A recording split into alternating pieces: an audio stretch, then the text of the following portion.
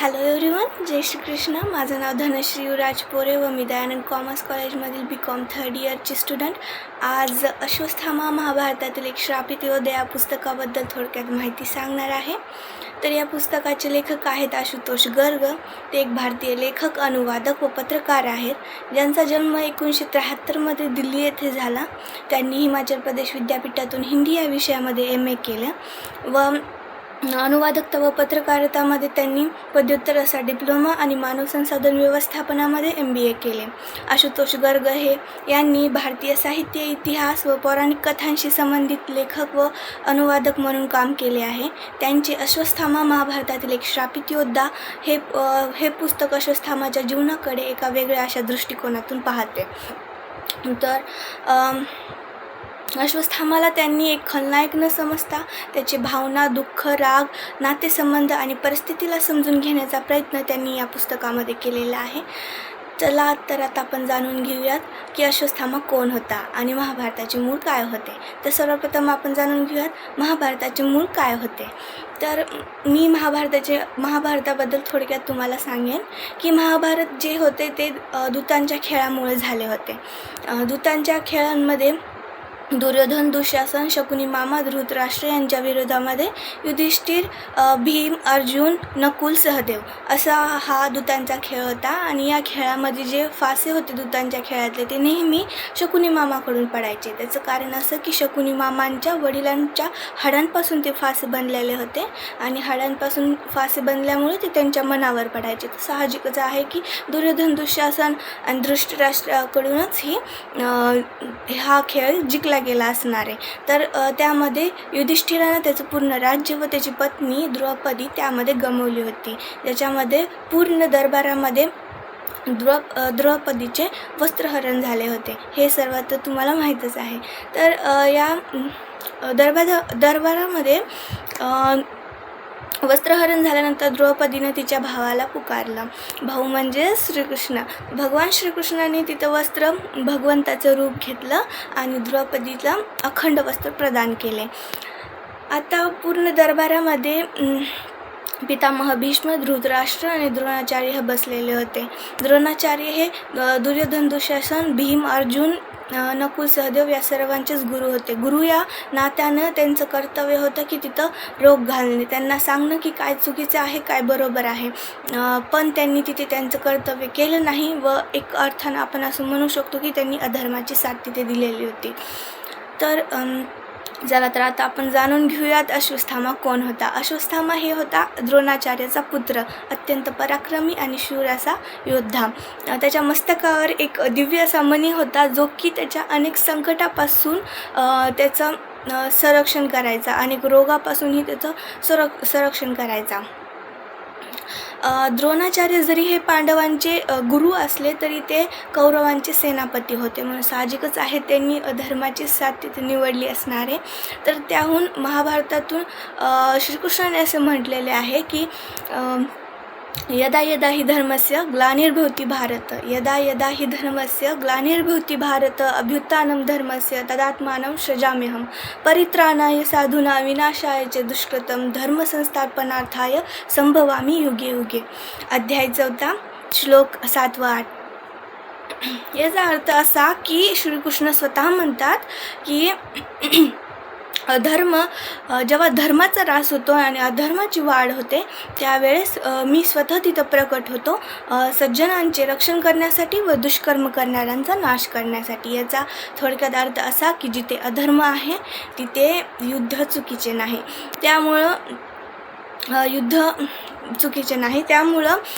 अधर्माचा नाश करण्यासाठी आणि द्रोणाचार्यांचा वध करण्यासाठी भीमाने युद्ध ठिकाणी सगळीकडे अर्धी खबर पसरवली की अश्वत्थामा मेला. खबर अशी होती की अश्वत्थामा हत इति गजो वा नरो वा, अश्वत्थामा हत इति नरो वा कुंजरो वा. याचा अर्थ असा की अश्वत्थामा मेला, मनुष्य की हत्ती माहीत नाही.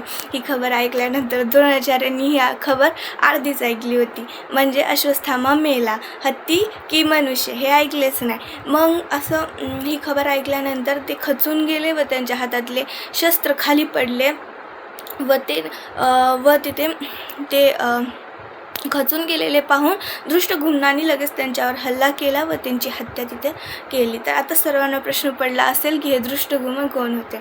तर हे दृष्टद्युम्न होते पांचाळ देशाच्या द्रौपद राजाचे पुत्र म्हणजेच द्रौपदीचे भाऊ. यांनी द्रोणाचार्याचा वध तिथे केला. द्रोणाचार्याचा वध झाल्यानंतर द्रोणाचार्य हे सेनापती होते कौरवांचे, त्यांचा वध करणं हे गरजेचं होतं. द्रोणाचार्याचा वध केल्यानंतर अश्वत्थामाला अत्यंत क्रोध आला व त्याने रागामध्ये मध्यरात्री पांडवांच्या छावणीवर हल्ला केला. पांडवांच्या छावणीवर हल्ला केल्यानंतर तिथे जे पांडवांचे पुत्र होते, पांडवपुत्र 5-5 एकदम लहान असे ते पुत्र होते, त्यांचं हत्या तिथे अश्वत्थामानं केली. तेवढंच म्हणजे केलं नाही तर त्यानं अर्जुनाचा पुत्र अभिमन्यू हिच्या पत्नीच्या पोटात, उत्तराच्या पोटात देखील जे लहान बाळ होतं याचीही हत्या अश्वत्थामाने ब्रह्मास्त्राचा वापर करून तिथे केली. ब्रह्मास्त्रासारखं जे एकदम मोठं शस्त्र आहे त्याचा वापर तिथे त्यानं करून एक लहान अशा बालकाची तिथे त्याने हत्या केलेली होती. हे पाहून क्रूर अशी हत्या आणि निर्दयी अशी हत्या पाहून श्रीकृष्णाला अत्यंत क्रोध आला व त्यांनी त्याला श्राप दिला की तू अमर होऊन पृथ्वीवर भटकत राहशील, तू दुःखमय असे जीवन जगशील, लोकांपासून दूर घनदाट अशा जंगलामध्ये तू तुझे जीवन जगशील व तुझ्याशी भेटण्यासाठीही कोणीच जाणार नाही. तुझ्या जखमांमधून सतत रक्त व पू वाहत राहील, तू सतत मरण यातना सहन करशील. अशा या श्रापानंतर आज देखील अश्वत्थामा घनदाट अशा जंगलामध्ये, जिथे की लोकांचा थोडा देखील तिथे भाग नाही आहे, तर अशा ठिकाणी तो त्याचे दुःखमय जीवन व्यतीत करतो व त्याच्याशी भेटण्यासाठी देखील कोणीच तिथं जात नाही. घनदाट असे जंगल, जिथे की सूर्यकिरण म्हणजे काय हे सुद्धा माहीत नसेल, अशा घनदाट अशा जंगलात चिखलमातीने भरलेले त्याचे शरीर व काटाकुपाट्याने झालेल्या जखमा अधिकच वाढत आहेत आणि त्यातून येणारं रक्त व पू हे अधिकच दुर्गंध असा वास तिथे त्याला दररोज मरण यातना देतात. तर मला याहून असं म्हणावंसं वाटतं की विचार करा की जर अश्वत्थामाने एकदम लहान पुत्रांची तिथं हत्या केली आणि उत्तराच्या पोटातले देखील बाळ त्याचीसुद्धा हत्या केली, तर विचार करा आज कलियुगामध्ये जे स्त्रीभ्रूण हत्या होती त्याबद्दल देवाकडे काय स्थान असेल, तुम्ही विचार करू शकता. तर मला त्याहून असं वाटतं की स्त्रीभ्रूण हत्या ही खरंच खूप चुकीची आहे. एकदम लहान अशा लेकराची हत्या करणं खरंच खूप मोठी पाप आहे. अश्वत्थामाने हे कर्म केल्यानंतर त्याला आज देखील त्याची क्षमा भेटलेली नाही, तर तुम्ही विचार करू शकता स्त्रीभ्रूण हत्येचं इथे काय स्थान देवाकडे असू शकतं किंवा काय शिक्षा ते देऊ शकतात. चला, तर आता सगळ्यांना प्रश्न पडला असेल की अशी होती ही अश्वत्थामाची कथा, याबद्दल मला काय वाटतं.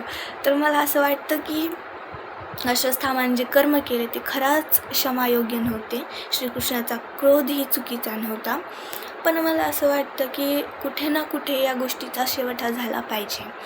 मला असं वाटतं की जसं की कोणत्याही गोष्टीची जर सुरुवात आहे तर त्याचा अंतही आहे, जन्म आहे तर त्याचा मृत्यूही आहे. तर त्याहून मला असं वाटतं की हजारो वर्ष जंगलामध्ये मरण यातना सहन करणं, क्षणाक्षणाला तिथे क्षणाक्षणाला मरण यातना सहन करणं व त्या जखमा घेऊन आज देखील जीवन जगणं, अशा ठिकाणी ज्या ठिकाणी सूर्यकिरण काय असतं हेही माहीत नाही, हजारो वर्ष अशी मरण यातना सहन केल्यानंतर निश्चितच आहे की अश्वत्थामाला त्याच्या कर्माची जाणीव झाली असेल, पश्चाताप झाला असेल.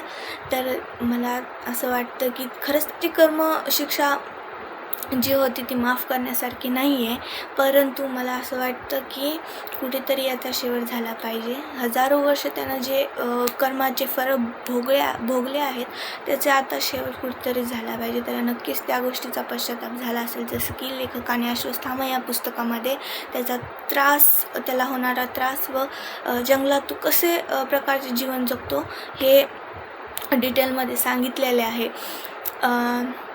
तर त्याहून मला कधी कधी असं वाटतं की श्रीकृष्णाचा राग हा खरंच चुकीचा नाही. त्याचे कर्म जे होते ते खरंच क्षमा करण्यायोग्य नाही आहेत. पण असं वाटतं की कधीकधी क्षमा करणे ही आपल्या रागाची शांती व समाधानी ठरते. त्याहून मला असं म्हणावंसं वाटतं की क्षमा धर्म, क्षमा यज्ञ, क्षमा वेदा, क्षमा श्रुतम.